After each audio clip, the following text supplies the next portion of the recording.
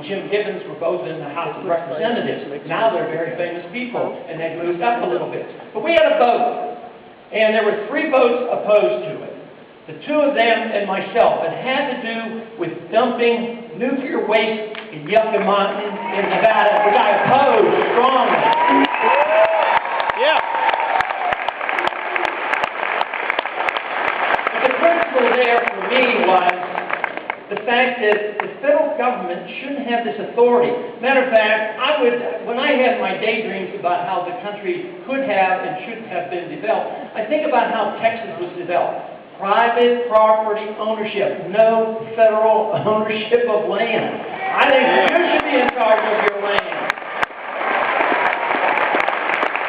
But our government has continued to grow, and we face this financial crisis, and we need to get a handle on it because our liberties on a routine basis are being undermined.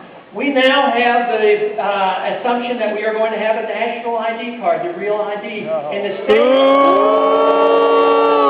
It is all, you know, what they said after 9/11 that we had to be careful. But you don't want to register all the law-abiding American citizens. You don't want to do that in order to find out what's going on. We might just have more secure borders or do something else rather than register American people.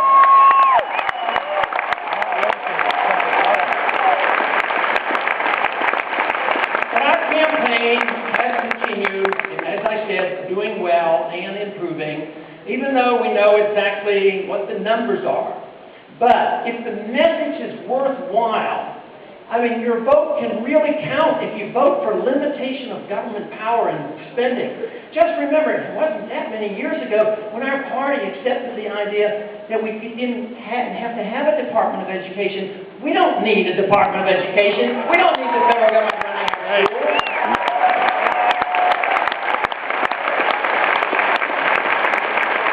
Yet now we are at the point where we finally get in charge and we double the size of the Department of Education. I don't think it's un-Republican for me or anti-Republican for me to stand up and say what we used to believe in. We used to believe in fiscal conservatism, balanced budget, limitation of government power.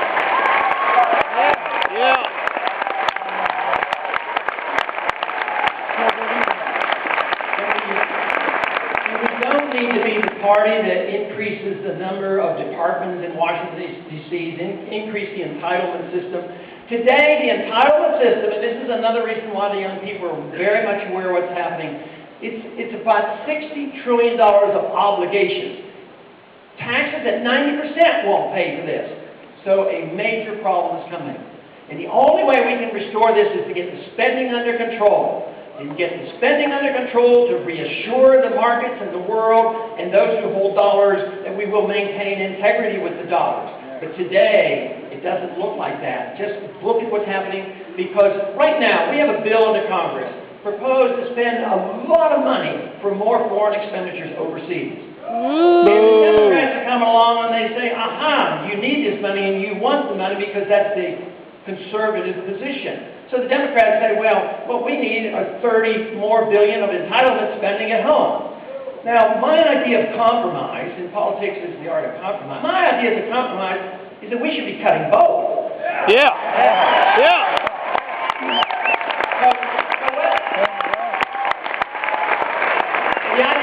idea of compromise in Washington is they get together, and I predict they're going to increase both the spending overseas and the entitlement system at home, which is just going to be more harm to us, and we're going to have a lot more inflation. The standard of living of the average American is going down because we're paying for guns and butter over the past 10, 15 years. Just as we did in the 60s, we had to pay for it in the 70s. It's unsustainable, and we need to get back to our roots.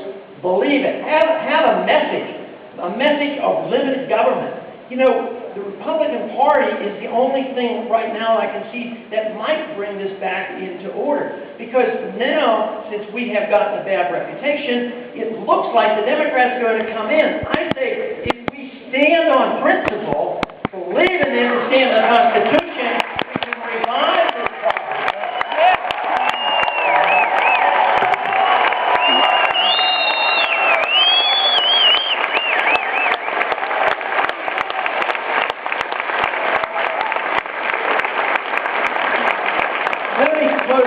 say this past year has been a very important year for many of us. And one thing that I have noticed as I've traveled the country, and we still get very, very large crowds, especially on the campuses. It's not unusual. Just last week we had 1,500 at the campus at Penn State. And they are coming out, and they're very interested. But when I see the crowds, they're not typical. They're very diverse, because I have come to the firm conviction, more so than ever before in this past year, that when you talk about the Constitution, and you talk about freedom, and you talk about allowing people to run their lives as they choose, and allowing individuals to spend the money as they choose, that you don't become a threat to your neighbor, your friends, or your community. Because you don't want to control their lives, and you don't want to control their pocketbook. It brings people together. They bring people together because what is unifying is the concept of freedom, the concept of liberty. And if we understand that, our goal will be exactly what the goal of the founders was. To answer the question, what should the role of government be? And the role of government should be to restrain the government and promote personal liberty. Thank you. Yeah.